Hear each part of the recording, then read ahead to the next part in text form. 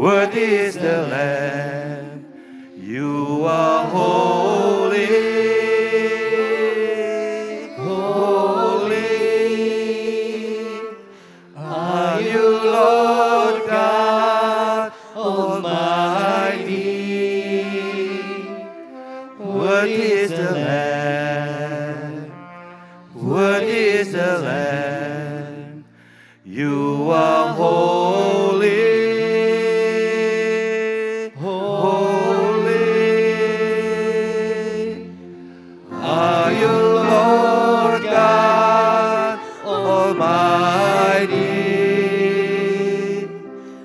Worthy is the Lamb. Worthy is the Lamb. Worthy is the Lamb. Worthy is the Lamb. Worthy is the Lamb. Worthy is the Lamb. Worthy is the Lamb. One more time. Worthy is the Lamb. Amen.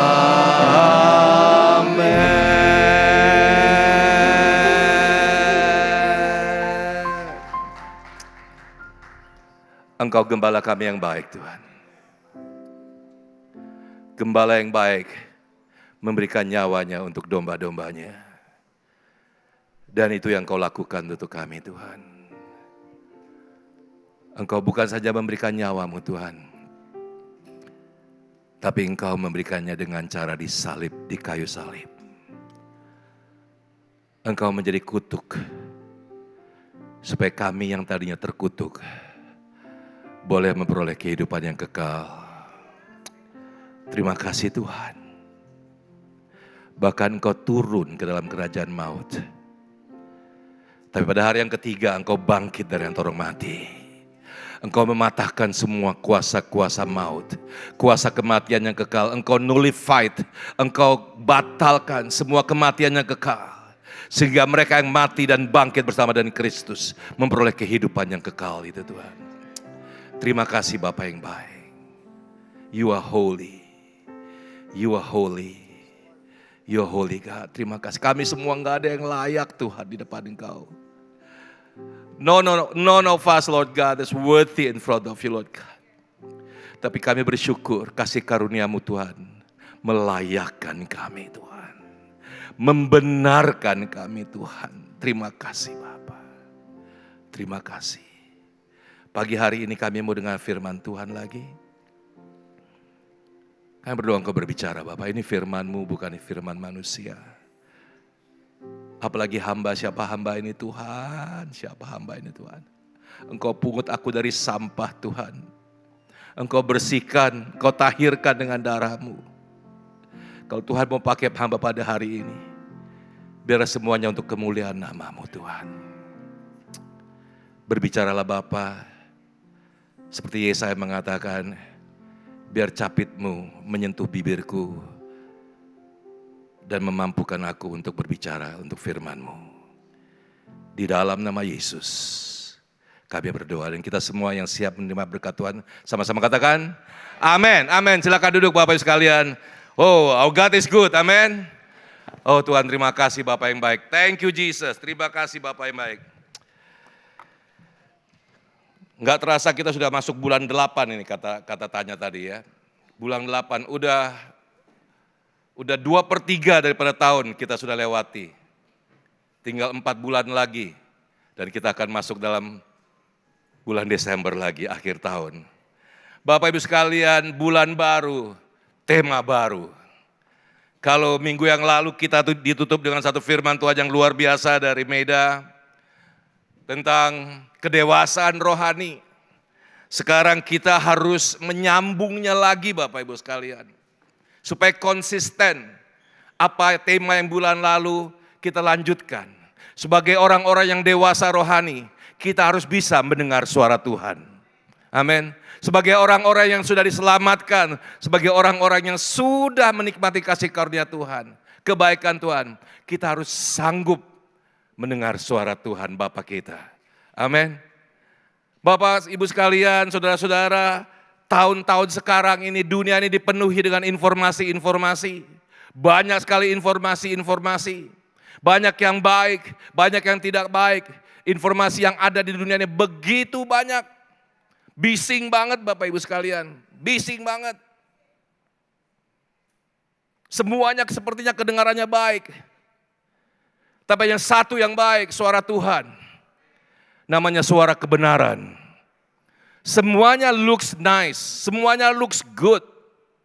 Semuanya pragmatis, sepertinya apa yang perlu dibutuhkan, informasi yang dibutuhkan, advice yang dibutuhkan. Itu disediakan. Apalagi dengan melalui teknologi sekarang ya, dengan keterbukaan informasi yang begini besar. Kita sekarang bisa mendapatkan informasi apa saja. Dan sepertinya baik Bapak Ibu sekalian.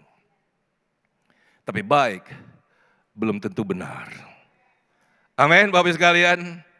Yang kita harus lakukan, yang kita harus dengar, yang kita harus ikuti adalah kebenaran itu sendiri. Dan kebenaran hanya ada di dalam Tuhan kita Yesus Kristus. Karena itu kita harus dengar suara Dia Bapak sekalian. Amin. Hanya suara Dia yang memberikan kita kebenaran. Hanya suara gembala kita yang membawa kita ke kebenaran. Ya, kita perlu mendengar suara Tuhan untuk menuntun langkah-langkah kehidupan kita. Yuk kita baca tema kita hari ini, ya. Yohanes 10 ayat 27. Domba-dombaku mendengarkan suaraku dan aku mengenal mereka dan mereka mengikuti aku. Wow. Ini dari temanya aja udah begitu kompak. Yang mengatakan bahwa domba-dombaku, aku ada gembalanya, dan domba-dombaku mendengarkan suaraku sebagai gembalanya, dan aku mengenal mereka by name, aku mengenal mereka pribadi lepas pribadi, dan mereka mengikuti aku. Tuhan Yesus Bapak Ibu sekalian sampai harus memakai perumpamaan domba-domba dan gembala. Kenapa Bapak Ibu sekalian? Why? Kenapa Tuhan harus memakai domba dan gembala? Dan menyamakan domba dan gembala seperti apa? Kita. Karena Bapak Ibu sekalian, kalau kita lihat, kalau kita pelajari lebih dalam lagi, domba-domba mempunyai pendengaran yang lebih peka dari manusia Bapak Ibu sekalian. Kilohertznya itu lebih tinggi daripada kilohertz kemampuan manusia untuk mendengar sesuatu. Sepertinya kebetulan banget ya. Tapi Tuhan memakai contoh domba. Kenapa? Domba listen well. Karena domba benar-benar mendengar. Bahkan domba bukan saja bisa mendengar, dia bisa memilah mana suara gembalanya dan mana yang bukan suara gembalanya. Begitu banyak Bapak Ibu sekalian, kalau kita lihat di padang gurun yang besar, banyak sekali gerombolan-gerombolan gembala bersama dengan domba-dombanya. Banyak. Satu gurun yang besar, padang gurun itu bukan satu kelompok aja Bapak Ibu sekalian, ada banyak. Tapi kalau kita lihat Bapak Ibu sekalian, mereka gembala itu hanya mendengar, domba-domba itu hanya mendengar suara dari partikular gembala yang dia ikut dari pertama kali dia keluar daripada kandangnya. Jadi walaupun ada gembala yang lain berbicara, dia nggak ngikut, dia tetap aja makan. Tapi waktu gembalanya dia memanggil dia, sweet, semua berhenti makan dan mengangkat kepala dan mencari dari mana bunyi itu dan ikut berjalan. Itu domba Bapak Ibu sekalian yang Tuhan pakai analoginya supaya kita bisa mengikuti seperti domba-domba itu. Enggak kebetulan Bapak Ibu sekalian. Tuhan banyak sekali memakai analogi binatang. Ada kambing, ada ikan, banyak. Tapi kenapa domba? Nanti baca deh, Google deh. Domba mempunyai pendengaran sensitivitas yang lebih dari semua binatang yang lain. Dan dia bisa mendengar dan memilah. Dan Tuhan mau pagi hari ini kita mengikuti contoh pendengaran seperti domba kepada gembalanya. Amin Bapak Ibu sekalian. Karena apa Bapak Ibu sekalian? Because nowadays hari begini terlalu banyak suara di luar sana Bapak Ibu sekalian. Banyak sekali suara, banyak sekali definisi-definisi, banyak sekali ajaran-ajaran, banyak sekali nilai-nilai. Dan sepertinya baik Bapak Ibu sekalian, dan bahkan baik, tapi belum benar. Belum benar. Tapi kita tahu satu, suara daripada gembala kita adalah suara kebenaran itu. Amin Bapak Ibu sekalian. Jadi kita mau belajar pada hari ini untuk mendengar suara gembala kita yang benar. Amin. Siapa yang mau dengar suara gembala yang benar? Siapa yang mau dengar suara gembala benar? Amin. Bapak Ibu sekalian, perjanjian lama, waktu perjanjian lama, Tuhan tidak pernah bisa bicara langsung kepada umatnya. Selalu harus lewat nabi dan imam besar. Untuk menyampaikan berita, Tuhan selalu pakai nabi. Banyak sekali kita lihat dalam perjanjian, baca deh. Tuhan never talk directly, but always use nabi, prophets, dan para imam-imam. Imam-imam besar, sehingga umat tidak pernah bisa langsung dengan Tuhan. Tapi selalu ada perantara. Ada perantara. Dan firman Tuhan tadi mengatakan bahwa sebelum imam besar masuk ke ruang Maha Kudus, biasanya dia harus berdoa dulu, minta ampun untuk dosanya sendiri dulu. Karena imam juga manusia. Jadi bukan hal yang mustahil kalau imam pun bisa salah dalam menyampaikan apa firman Tuhan. Karena itu imam-imam sebelum masuk ada kelenengan-kelenengan Bapak Ibu sekalian. Di bajunya ada lonceng-lonceng. Untuk apa Bapak Ibu lonceng-lonceng itu? Sebab kalau imam-imam itu tidak kudus dan dia masuk ke ruang Maha Kudus, dia akan langsung mati. Dan bunyi kleng, berarti imamnya mati, ditarik dengan tali dari luar. Itu membuktikan apa Bapak Ibu? Enggak ada yang perfect.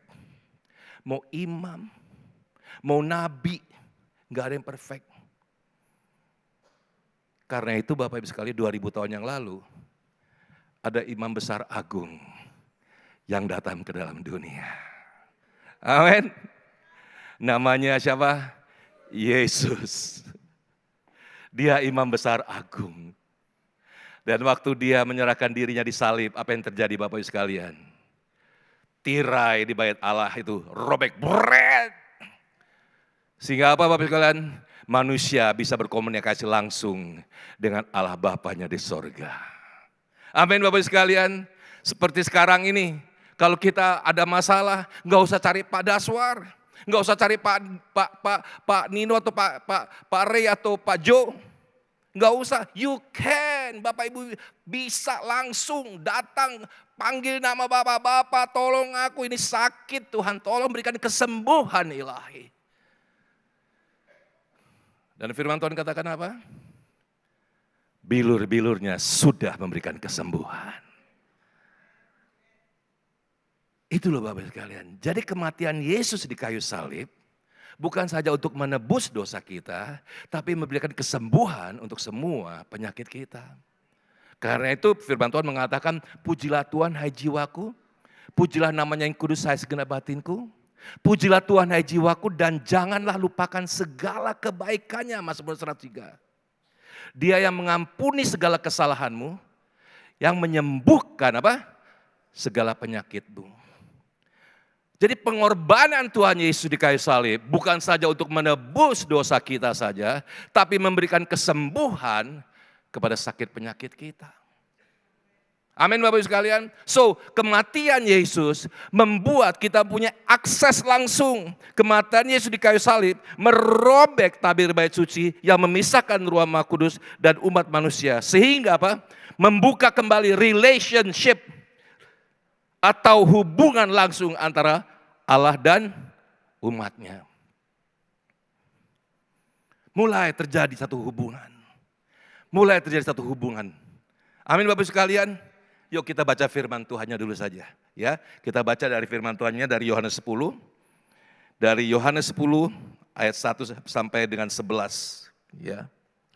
Karena esensi daripada firman Tuhan ini adalah to build the relationship between the shepherd and the sheep. Ya. Supaya the sheep bisa mendengar suara shepherdnya. Yohanes 10, haleluya, haleluya.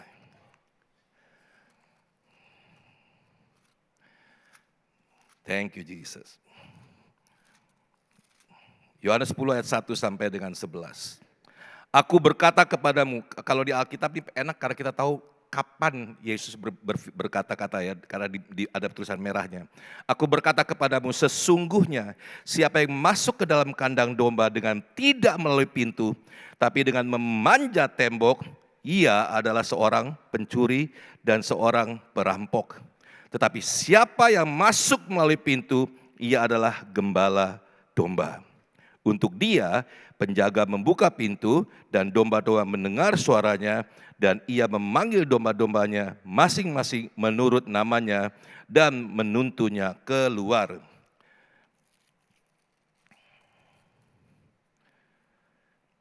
Jika semua dombanya telah dibawanya keluar, ia berjalan di depan mereka dan domba-domba itu mengikuti dia karena mereka mengenal suaranya.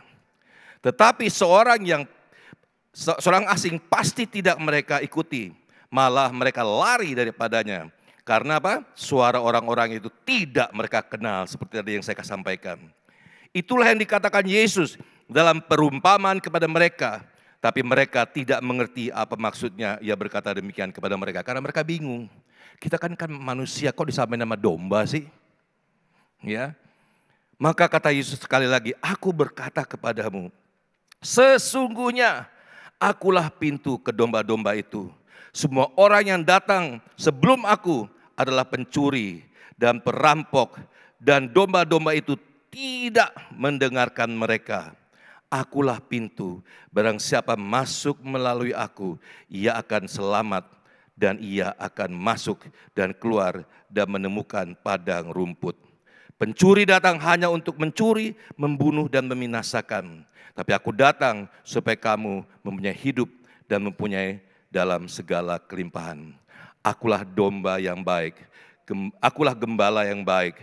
Gembala yang baik memberikan nyawanya bagi domba-dombanya. Amin Bapak Ibu sekalian.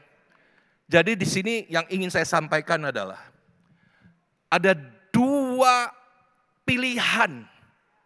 Ada dua pilihan yang dibacakan yang kita baca pada pagi hari ini. Ada gembala yang baik, tapi ada pencuri. Ada gembala yang baik, ada pencuri. Dan gembala yang baik sudah kasih tahu bahwa pencuri masuknya tidak melalui pintu, tapi melompat pagar. Tapi gembala yang baik masuk melalui pintu, dan penjaga pintu itu membukakan. Esensinya Bapak Ibu sekalian, firman Tuhan pada pagi hari ini terambil dari ayat 3 sampai dengan 5. Ya. Kita bacakan sekali lagi. Untuk gembala itu, penjaga membuka pintu dan domba-domba mendengarkan suaranya dan ia memanggil domba-domba masing-masing menurut namanya dan menuntunnya keluar. Jika semua domba-dombanya telah dibawanya keluar, ia berjalan di depan mereka dan domba-domba itu mengikuti dia karena mereka mengenal suaranya. Tetapi seorang asing atau pencuri pasti tidak mereka ikuti, malah mereka lari daripadanya karena suara-suara orang-orang asing itu tidak mereka kenal. Bapak Ibu sekalian, sekarang ini suaranya banyak sekali Bapak Ibu sekalian. Pengajaran di mana-mana, begitu banyak Bapak Ibu sekalian. Dan kita harus bisa memilah-milahnya. Dan memilah-milahnya tadi, nggak bisa langsung kita tahu. Kita harus melalui latihan untuk mengenal suara gembala kita. Kenapa sekali lagi Tuhan Yesus memakai contoh domba?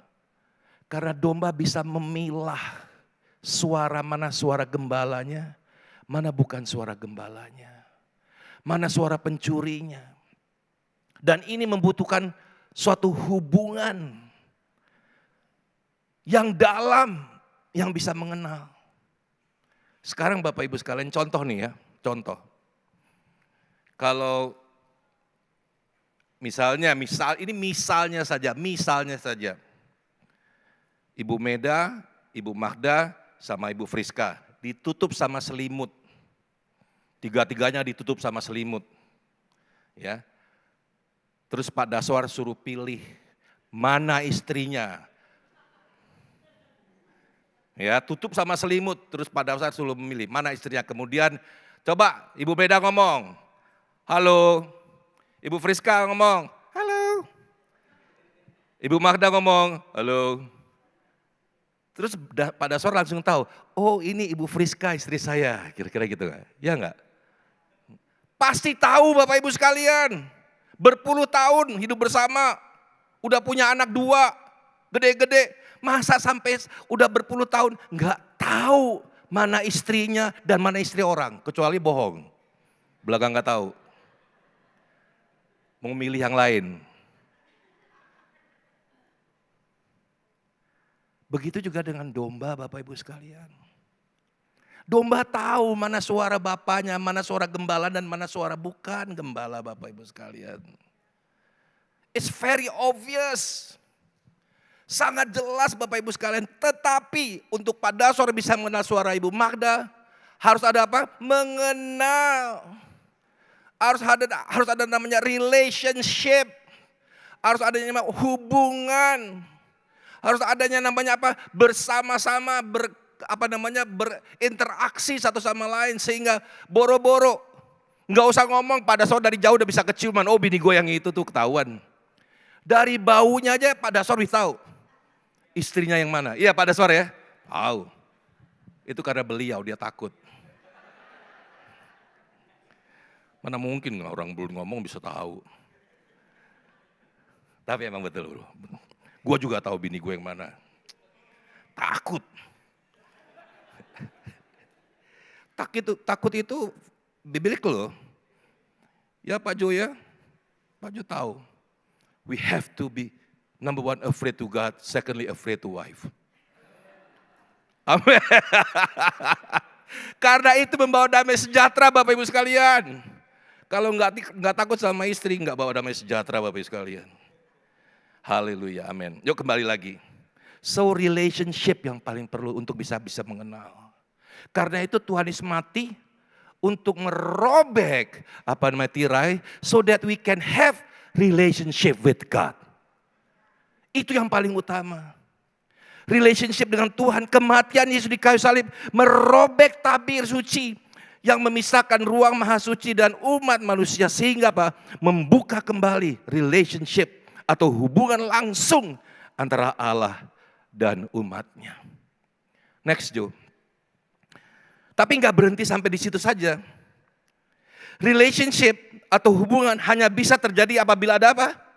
Ada komunikasi. Bapak-bapak, ibu-ibu, hubungan yang baik hanya bisa terjadi kalau ada apa? Komunikasi. Dan ini yang kedua yang paling penting. Dan komunikasi hanya bisa terjadi apabila apa? Ada telinga yang mendengar. Ada telinga yang mendengar. Kalau kita nggak mau mendengar, walaupun gembala kita sudah ngomong, kita nggak mau dengar, percuma Bapak Ibu sekalian. Kita harus punya telinga yang bisa mendengar. dan mau mendengar, mau taat, mau obey, mau setia, mau dengar-dengaran. Supaya, next Jo, dengan relationship itu maka kematian Yesus di kayu salib bukan saja untuk membuka kembali relationship atau hubungan yang terputus antara manusia dan Allah, tetapi apa? Untuk menjalin komunikasi langsung antara Allah dan umatnya. Agar terjadilah apa? Personal relationship. Hubungan pribadi antara Allah dan umatnya. Ini yang paling utama. Tuhan mau mempunyai hubungan pribadi dengan kita masing-masing. Tuhan mau mendengar kita setiap pagi memanggil nama Tuhan. Tuhan mau melihat kita setiap pagi membaca firman-Nya. To build not only a relationship. Bukan saja mengetahui siapa Allah kita, tapi mulai mengenal Allah kita. Bukan saja mempunyai satu relationship, tapi personal relationship. Karena itu firman Tuhan mengatakan dalam Yohanes 3 ayat 16 apa? Barang siapa yang percaya kepadanya tidak binasa, tapi beroleh kehidupan yang kekal. Dan keputusan itu tidak bisa dilakukan rame-rame. It's a personal relationship. Dengan mulut aku mengaku, dengan hati aku percaya, dan dengan mulut aku mengaku bahwa Yesus Kristus adalah Tuhan. It's a personal commitment. Itu yang harus kita buat. Sehingga waktu kita punya personal relationship sama Tuhan, waktu kita punya hubungan pribadi, kita mulai melatih hubungan kita mulai berkomunikasi dengan Dia, kita mulai membaca firman Tuhan, kita mulai mengenal Dia, Allah kita. Sehingga telinga kita terbiasa untuk mendengarkan suara Dia. Telinga kita peka mendengarkan suara Dia. Saya sering Bapak Ibu sekalian tengah malam dibangunkan, bangun, kasih firman Tuhan, buka sekian-sekian. Saya buka dan puji Tuhan, itu ayat yang saya butuhkan. Dan tidak terjadi seperti itu aja langsung. Dan kadang-kadang Bapak Ibu sekalian, God speak to me audibly. Tengah malam tidur tiba-tiba Tuhan kasih kata. Wah, kaget saya pertama nggak ngerti apa ini kata apa. Saya buka Google artinya apa ini, langsung ada artinya.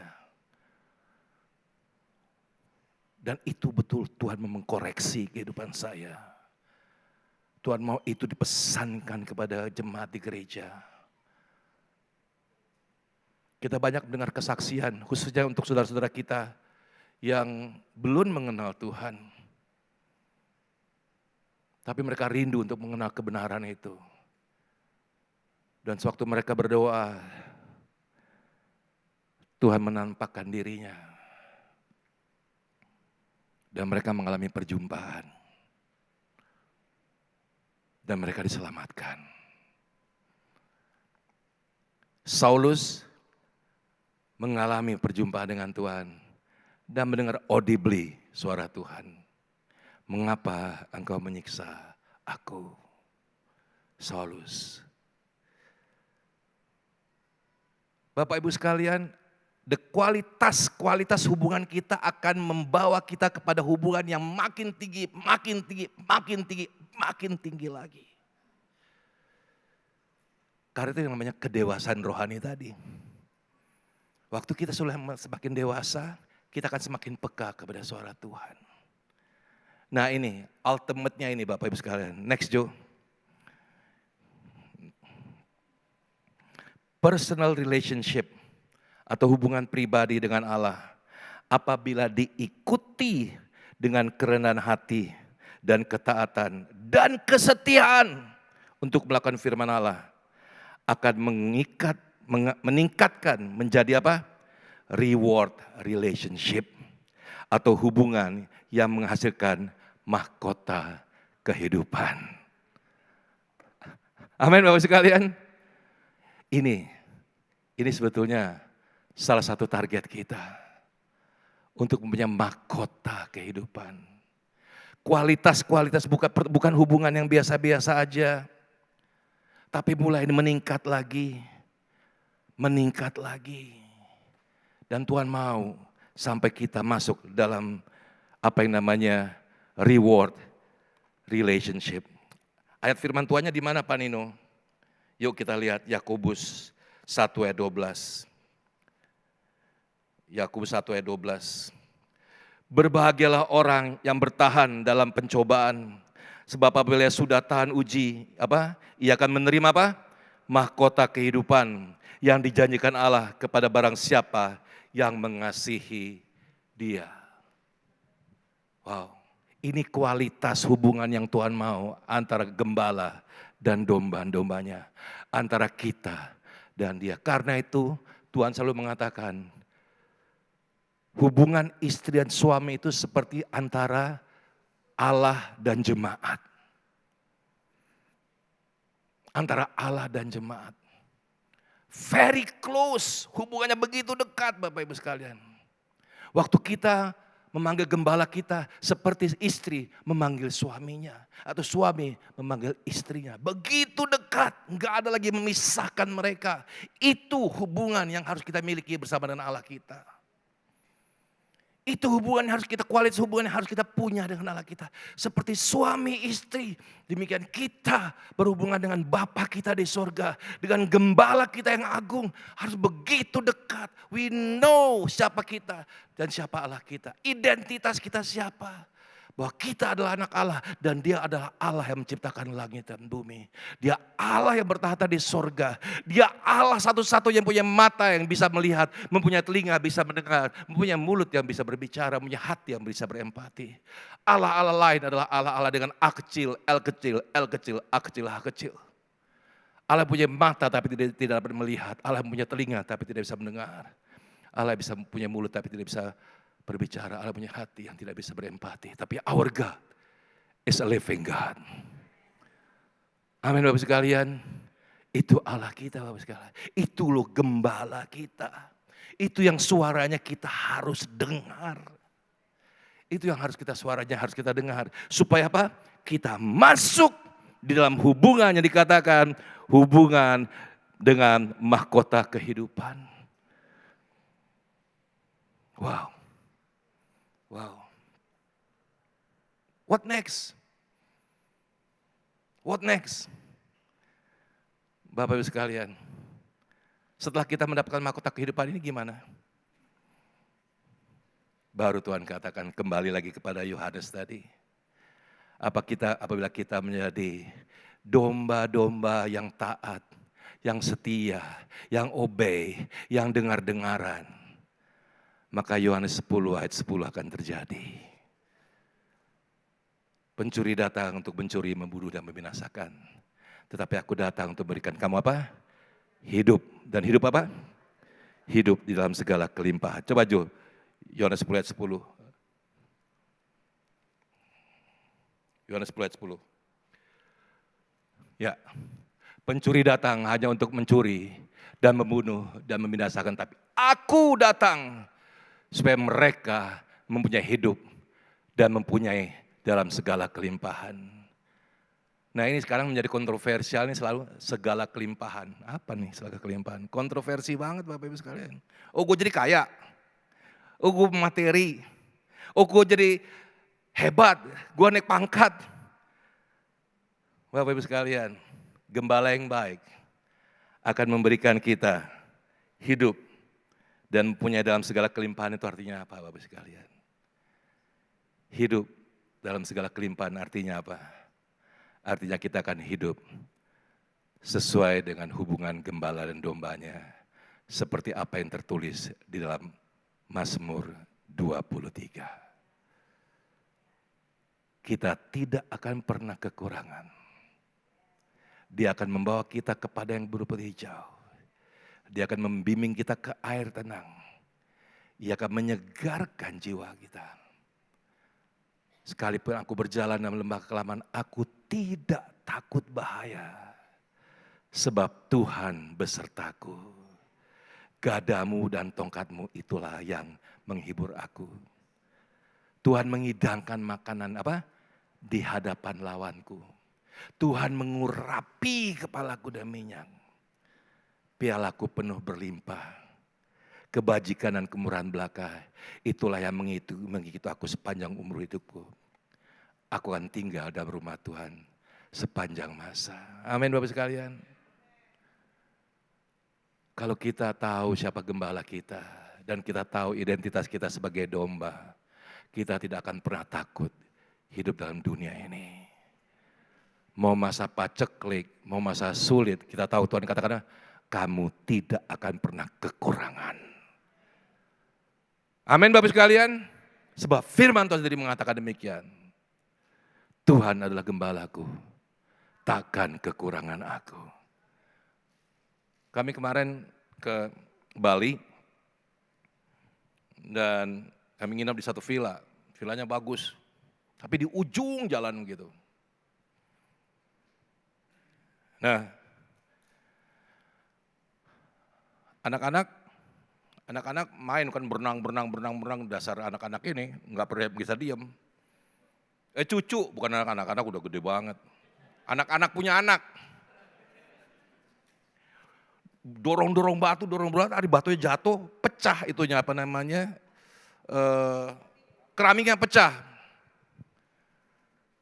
Terus apa namanya, penjaganya langsung bilang, wah Pak ini kalau dilihat-lihat gini, wah ini harus dikuras dulu Pak, harus dibuka dulu, nanti siapa tahu bocor karena di bawahnya ada kamar lagi, harus bocor lagi. Terus saya bilang sama dia, Pak, saya juga punya kolam renang di rumah. Kalau kayak gini gampang Pak, tinggal sekarang ada lem yang bisa dilem dalam air. Terus saya bilang, Bapak apa? Bapak tukang kolam bukan? Bukan. Loh, kok Bapak bisa ngomong seperti itu? Diem dia. Saya udah Bapak pergi aja deh. Rupanya marah. Nah dia salah satu penjaga di tempat kita. Temannya juga rupanya. Malam-malamnya, apa kejadian apa? Dikirim leak Bapak juga lihat. Berani-berani dia sama anak Tuhan. Saya sama Ida tiba-tiba krutak-krutuk. Kita pikir maling. Tapi maling kok cuma krutak-krutuk nggak masuk-masuk. Akhirnya dia bilang, enggak nih, ini roh jahat. Oh main-main dia sama gue. Dia nggak tahu siapa. Aku anak Tuhan. Langsung saya perkatakan firman Tuhan. Tuhan adalah gembalaku, takkan kekurangan aku. Sekalipun aku berjalan dalam lembah kekelaman, aku tidak takut bahaya. Sebab Tuhan besertaku, gadamu dan tongkatmu, itulah yang menghibur aku. Amin. Aku katakan, Tuhan adalah terangku dan keselamatanku, kepada siapakah harus takut. Tuhan adalah benteng hidupku, kepada siapakah harus gemetar. Ketika penjahat-penjahat datang untuk menyerang aku, untuk memakan dagingku, mereka sendirilah tergelincir dan jatuh. Aku katakan, kupelayakan pandangku ke gunung-gunung, dari mana datangnya pertolongan? Pertolonganku datang dari Tuhan yang menjadikan langit dan bumi. Di dalam nama Tuhan Yesus keluar. Berhenti itu suara Bapak sekalian. Berhenti. Waktu kami mau keluar, saya salaman sama penjaga. Penjaga itu hitam besar, mukanya serem. Dan saya tahu dia biangnya. Saya salaman, matanya cuit gitu. Nggak ada kuasa sama sekali. Bapak Ibu sekalian, kita harus tahu identitas kita siapa. Kita adalah, firman Tuhan kata, kita adalah lebih daripada pemenang. Dunia sekarang sedang kacau, kita akan keluar sebagai pemenang. Firman Tuhan katakan, engkau tidak akan menjadi ekor, tapi engkau akan menjadi kepala. Kepala. Oleh karena Bapak Ibu sekalian, kelimpahan, hidup yang berkelimpahan artinya apa? Tuhan adalah gembalaku, takkan kekurangan aku. Ayo Win. Sehingga apabila Bapak Ibu sekalian, kita tahu identitas kita siapa. Kita tahu gembala kita siapa. Kita tahu domba kita sebagai domba. Kita dengar suaranya. Maka mau apa dunia ini, mau kacau apapun, kita tahu gembala kita selalu membawa kita kepada padang yang berumput hijau. Air yang tenang. Amin. Terima kasih Bapak sekalian. Terima kasih Tuhan Yesus. Sebab Engkau adalah gembala kita. Makasih Tuhan. Mari kita berdiri sama-sama yuk. Amin.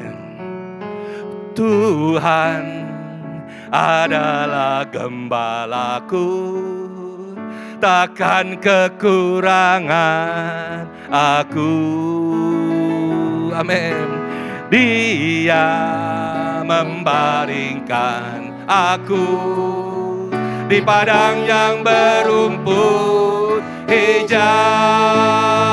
Dia membimbingku ke air yang tenang. Ia menyegarkan jiwaku. Ia menuntunku ke jalan yang benar. Oleh karena namanya, sekalipun aku berjalan dalam lembah kekelaman. Amin Bapak Ibu sekalian. Perkatakan dengan iman. Tuhan, aku adalah domba dan Kau gembalaku. Engkau akan menuntun aku ke jalan yang benar. Engkau membawa aku kepada rumput hijau. Walaupun yang lain lagi kuning semua, tapi gembalaku membawa aku kepada yang berumput hijau. Walaupun lagi kekeringan, tapi gembalaku membawa aku kepada apa? Ke air yang tenang. Walaupun semua lagi ngaco, tapi gembalaku membawa aku ke jalan yang benar. Pegang itu Bapak Ibu sekalian. Mulai dengan peka dulu suara Tuhan, dengar suara Tuhan. Biasakan mempunyai hubungan. Sekalipun aku berjalan dalam lembah kegelapan. Sekali lagi, Tuhan adalah gembalaku. Amin. Tuhan adalah gembalaku, takkan kekurangan aku. Dia membaringkan aku di padang yang berumput hijau. Dia membimbingku ke air yang tenang. Ia menyegarkan jiwaku. Terima kasih Tuhan. Dia menuntunku ke jalan yang benar. Oleh karena namanya, sekalipun aku berjalan dalam lembah kegelapan,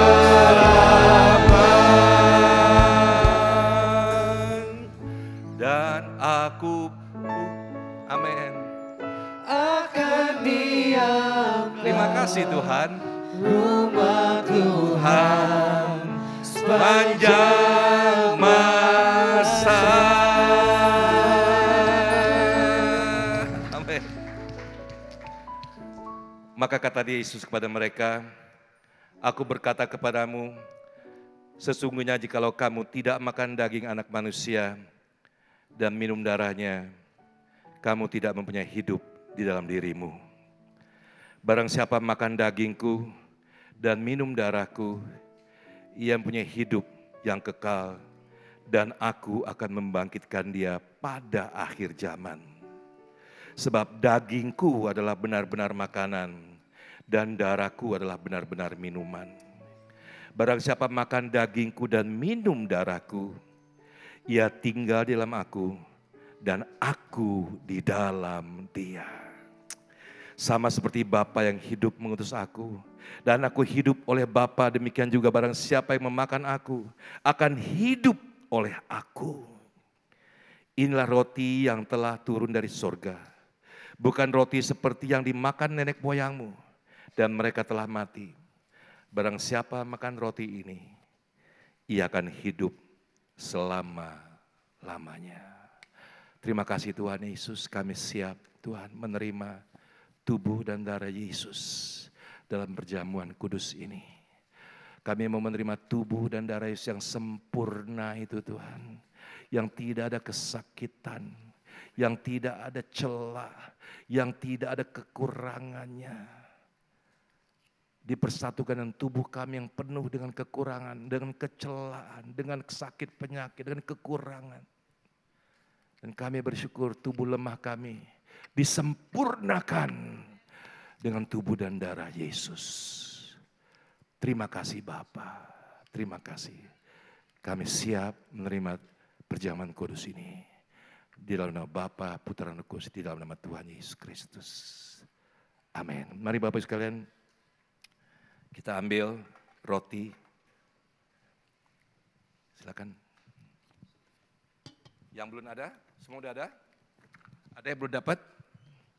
Semua udah dapat? Tolong share yang belum dapat dikasih. Oke.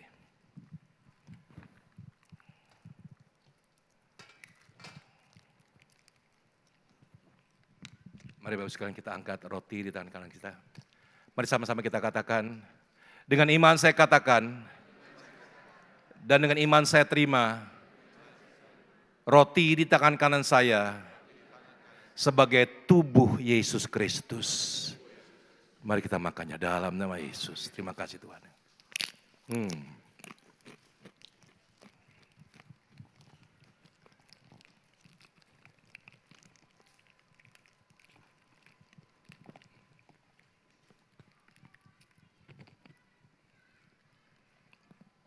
Mari Bapak sekalian kita angkat anggur di tangan kanan kita.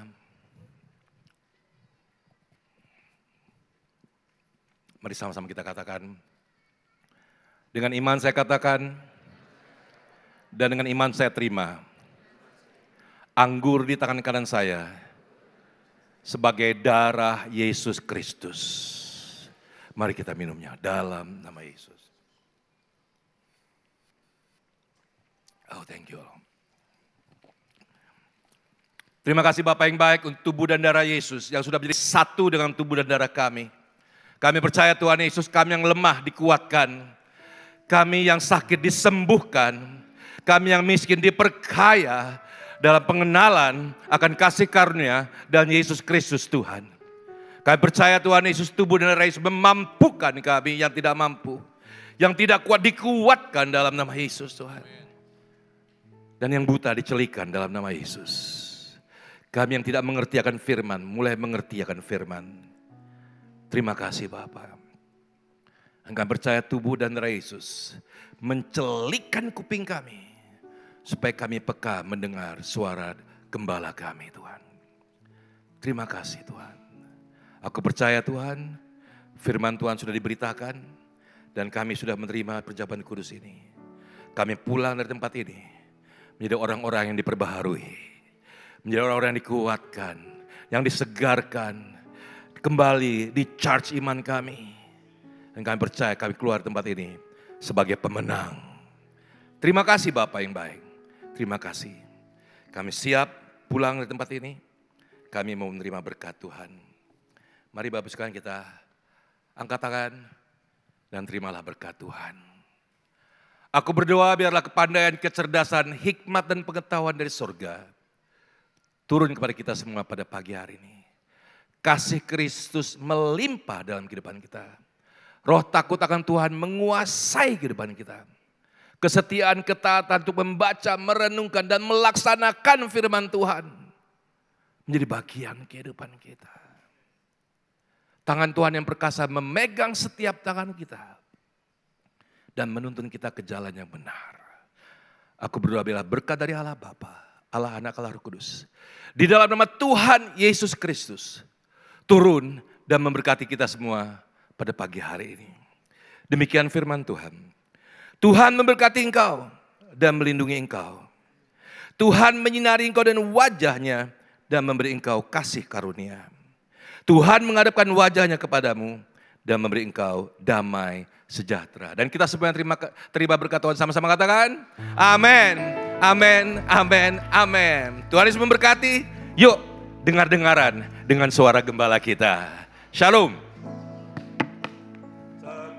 liput